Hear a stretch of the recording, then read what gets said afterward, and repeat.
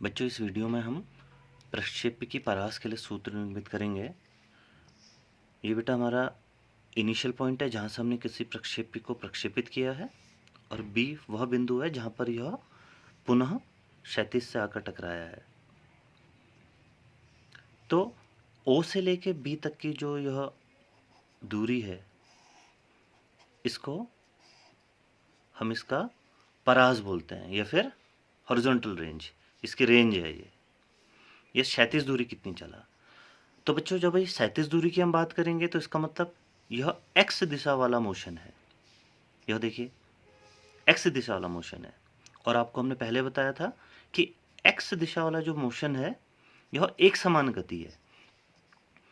X दिशा में इसका प्रारंभिक वेग जो है वह u cos थीटा है। एक्स दिशा में त्वरण जो है वह शून्य है, क्योंकि जो गुरुत्वीय त्वरण है वह y दिशा के अलोंग था। एक्स दिशा के अनुदिश त्वरण शून्य था, शून्य त्वरण है। जो दूरी इसने तय की है वह r है, और O से लेकर B तक पहुंचने में जो समय है वह उड्डयन काल है, जिसका मान हम पहले निरूपित कर चुके हैं, जो 2u sin theta upon g, यह मान हम पहले निर्मित कर चुके हैं।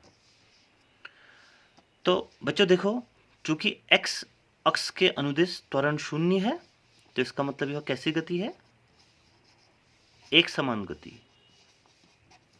एक समान गति, एक समान गति मतलब x अक्ष के अनुदिश इसके वेग में कोई परिवर्तन नहीं होगा।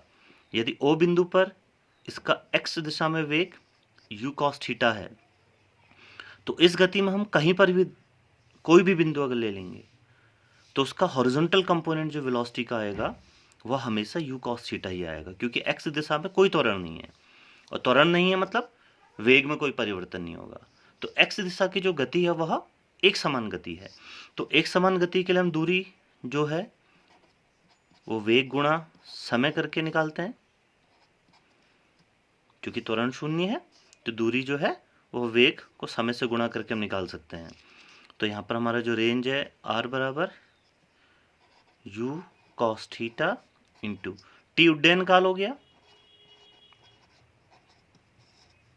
इस O बिंदु से B बिंदु तक पहुंचने में जो समय लगा है, तो r is equal to u cos theta into 2u sin theta upon g।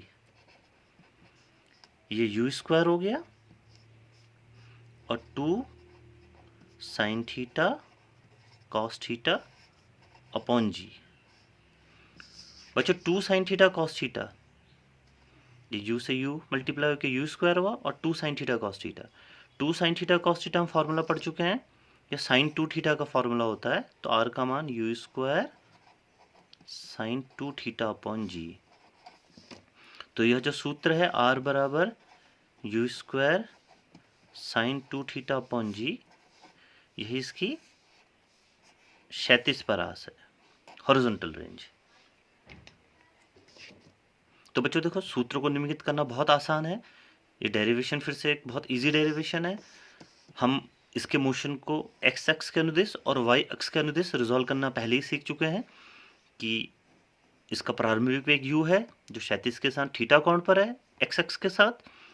इस u को हमने रिजॉल्व करा u cos theta u sin theta. अभी हम चूंकि क्षैतिज परास निकाल रहे हैं तो हमने इसकी इस वाली दिशा के अनुदिश मोशन को देखा है।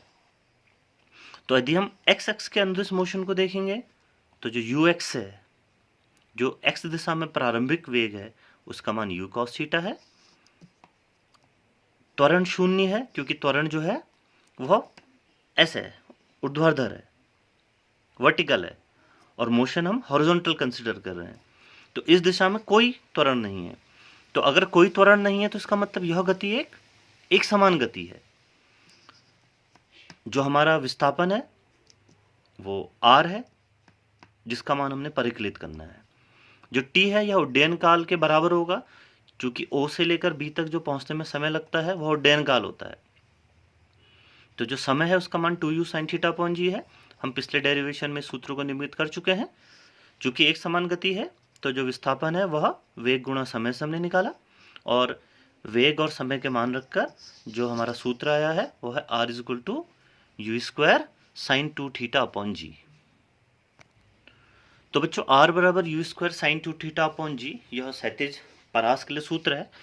यदि हम यह देखें कि किसी दिए हुए वेग के लिए इसका अधिकतम मान कितना हो सकता है और कब हो सकता है, तो हमें पता है कि r जो है वह साइन का फंक्शन है, देखिए, और साइन का जो अधिकतम मान होता है वह +1 होता है। तो r मैक्सिमम कब होगी बताइए? जब साइन 2 थीटा का मान +1 हो जाए। और साइन 2 थीटा का मान 1 कब होगा बोलिए? जब यह जो कोण है यह 90 डिग्री हो जाए, क्योंकि साइन 90 1 होता है, अर्थात थीटा का मान 45 डिग्री हो जाए। तो कहने का मतलब यह है कि किसी दिए हुए वेग के लिए यदि हमें मैक्सिमम हॉरिजॉन्टल रेंज चाहिए तो इस कोण का मान 45 डिग्री होना चाहिए। अगर आप 45 डिग्री पर किसी भी प्रक्षेप्य को फेंकेंगे तो वह अधिकतम परास तय करेगा, और उस अधिकतम परास का मान, इसको यदि हम 1 रख दें तो r मैक्सिमम का जो मान आएगा वह यू स्क्वायर अपॉन जी आएगा। और यह कब होगा? जब आप किसी प्रक्षेप्य को 45 डिग्री एंगल पर प्रक्षेपित करें। तो बच्चों, प्रक्षेप्य गति से जो हमने चीजें सीखी वह पहली चीज तो यह थी कि प्रक्षेप्य का जो पथ होता है वह परवलयाकार होता है। यह उसके पथ के समीकरण से हमने सीखा। दूसरा, हमने इसकी टाइम ऑफ फ्लाइट निकाली जो 2u sin थीटा अपॉन जी थी। ये सूत्र हमने निर्मित करा कि प्रक्षेप्य की जो टाइम ऑफ फ्लाइट होती है, उड्डयन काल होता है, वह 2u sin थीटा अपॉन जी होता है। अगला सूत्र हमने इसकी अधिकतम ऊंचाई के लिए निर्मित करा, और जिसका मान है u square sine square theta upon 2g। और जो अगला सूत्र हमने निर्मित करा वह इसकी परास है, जिसका मान है u square sine 2 theta upon g. और इसके साथ साथ हमने यह भी देखा कि यह जो परास का जो अधिकतम मान होता है r मैक्सिमम, यह यू स्क्वायर अपॉन जी होता है जब प्रक्षेपण का जो कोण है वह 45 डिग्री हो। तो आपके एग्जाम पॉइंट व्यू से ये चारों की चारों चीजें बहुत इंपॉर्टेंट है। प्रक्षेप्य का पथ परवलयाकार होता है सिद्ध करना आता है, उसका उड्डयन काल के लिए सूत्र निर्मित करना आता है, इस पे न्यूमेरिकल भी आते हैं इन तीनों सूत्रों पर। तो आप इन सूत्रों का प्रयोग न्यूमेरिकल्स करने में भी कर सकते हैं, और आप इनके डेरिवेशंस को भी रिवाइज कीजिएगा। Thank you.